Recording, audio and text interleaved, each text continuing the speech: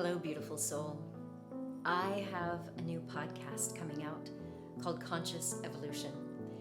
I have personally been on a conscious evolution journey for all of my life. I have literally been, since a child, really focused on the mind-body connection, the spirit connection, and how to improve my life and the lives of my patients. And something interesting has happened in the last couple of years, and I realize that I'm putting myself in a very vulnerable position because I'm going to be sharing some of my conscious evolution process, only the parts that I've actually healed, that I'm not currently processing in therapy, because I got blindsided.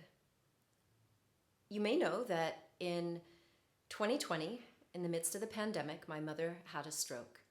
And she had already had Alzheimer's, so I'd already been sort of preparing and saying goodbye to my mother. But when she had the stroke in the middle of lockdown and I couldn't fly to America, it triggered a lot of feelings and investigations.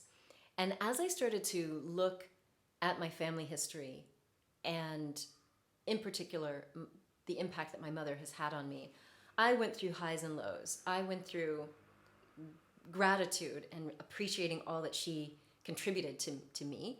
And then I went through some WTAF moments, wait a minute, there's stuff coming up as I was sitting in these therapeutic group sessions, realizing that our relationship was jacked up. And in one of my medicine ceremonies, I'll put the link to the video, I was sitting in ceremony with magic mushrooms, and I really got a clear sense of the wounding that my mother had that got transmitted to me. And coming out of that, I realized that we kind of get into this tricky situation. This happens in families where there's often abuse or neglect, or sometimes a parent is just absent.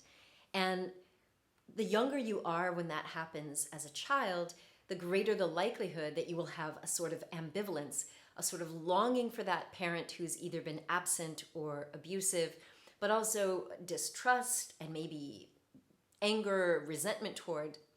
And what I realized is I shoved down so many emotions, memories, feelings, judgments, that after she passed and after sitting in psychedelic ceremonies and processing, I realized, oh my God, I had been gaslit. I mean, that's the only way I can describe it, is there was some gaslighting. And one of the challenges of being the daughter of an immigrant is that my mother came from British Guyana. She came from a country that was colonized by the Brits. And then in her formative years, she lived in England. And she had a love, fascination, and appreciation for the Brits. Now, today, Guyana is a complete mess. Thanks to the Brits, thanks to the Guyanese, doesn't matter. Bottom line is, my mother carried love for the colonial paradigm that she grew up in. And I grew up as this oppressed, gaslit girl who experienced racism. And I didn't get to process that in my family of origin. And so as I've been processing her death and my own life, I've been uncovering these wounds. And it's kind of blown my mind, really. So I'm sharing it because when I started to open up in support groups, I was hearing from other people who were also children of immigrants, other people who also had complicated relationships with their mother or their father, and understanding that when race comes into it, it adds a whole nother layer to the suffering and the trauma. So for me, I am now recognizing that I idolized my mom in many ways. And she was this very fierce and feisty 5'2" little hot tamale. And she did amazing things. She had 3 children. And, as a brown-skinned woman with an accent at a later age, she was in her late 30s when she had me, and when she went to medical school, she was fierce and she was well loved by her patients and her staff. And so I kind of idolized her. And when I heard her talk about the racism and sexism that she experienced in the hospital setting, in the medical community, I was kind of angry, but she had the attitude of dust it off and show them that you're better. Show them that you're as good as them or better. And so what I'm now understanding all these years later is that I took that to mean don't complain. So when I was bullied, I didn't feel like I had an open forum to discuss this with my mother. Instead, what I learned was dust yourself off and keep moving. So all of that sort of compulsive need to prove myself and just suck it up and be better was driven into me.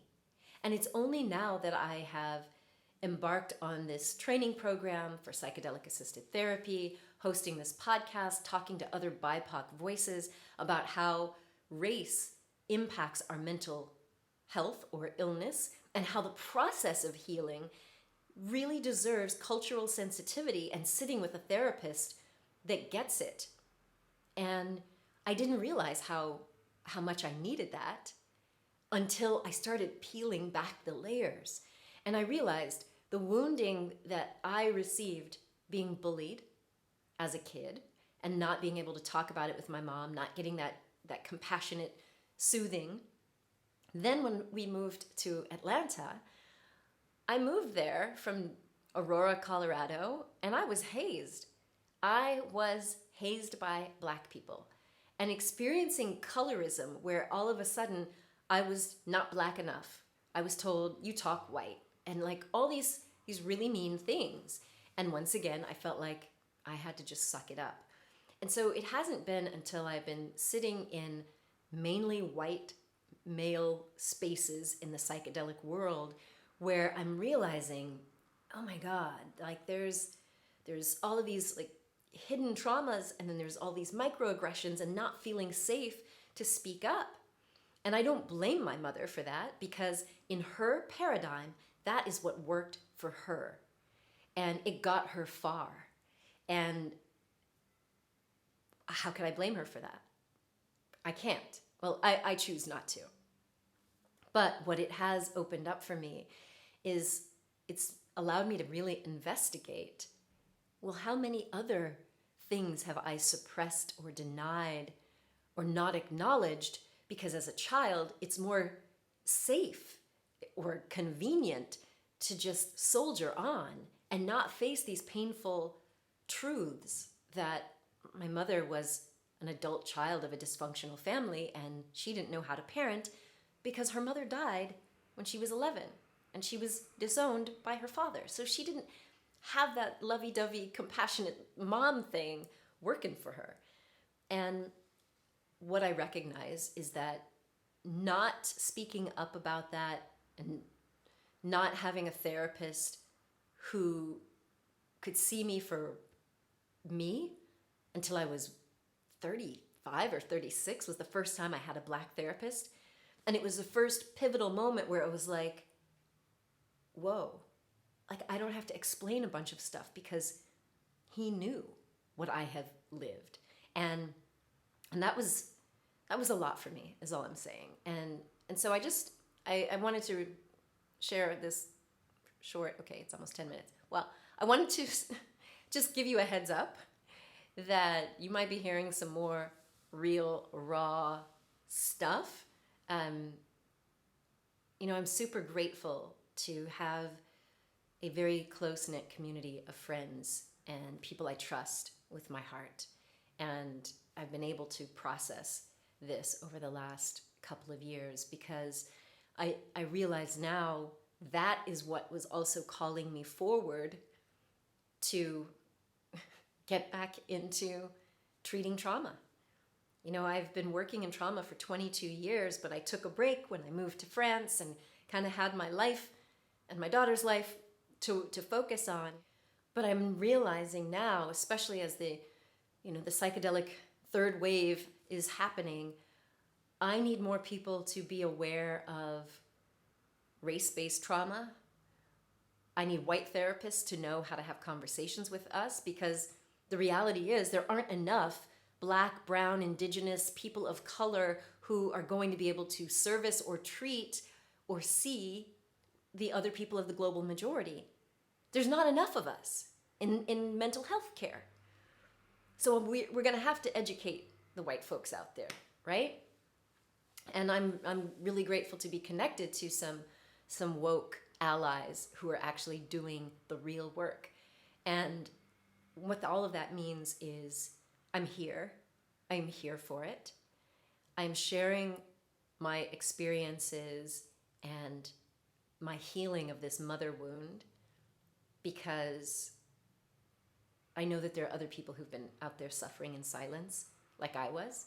There are other people who actually haven't been diagnosed. I treat people with PTSD and didn't realize the level of PTSD I was managing and navigating. I mean, yeah, I didn't have flashbacks. I didn't have some of the hypervigilance, but the anxiety and the depression stuff, yeah, I recognized, if you saw the first TED Talk, I recognized it was a disconnection with my authentic self. But it's only been these years later that I realized it wasn't just my soul that I was disconnected from. I was disconnected from my ethnic heritage because I wasn't Black enough to be accepted by the Black folks. I'm certainly not white. And so I had to kind of mold and fold and deny parts of my heritage just to survive. And that is what was leading to some of these complex PTSD symptoms. So go figure, to be pushing 50 and finally get a diagnosis and finally get relief. Now, I don't actually consider PTSD a diagnosis. It's really a constellation of symptoms that are a result of trauma and living in dysfunction. But you get what I mean, right? I didn't have something to put a name on.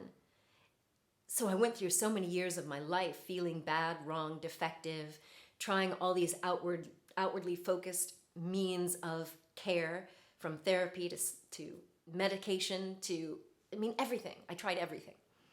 And there are parts of it that helped. I'm grateful that there were things in place that prevented me from losing my shit and ending it all. So anyway, all right, now we're past 10 minutes. So look, the podcast comes out June 7th. We have a mix of conversations about conscious evolution, because we can use our conscious mind to evolve, to heal and grow. We can do that on our own. We can do it in community. We can do it in sacred ceremonies. We can do it in therapy or coaching. And I am aiming that this podcast be a support to you in your conscious evolution. I believe we can hack enlightenment. We have so many tools that when you bring them together and really look at yourself as this holistic being, you can transform and transcend the old. So you'll have a mix of things that are just about evolving your consciousness. And we have a special series about the promise and perils of psychedelics in the BIPOC community.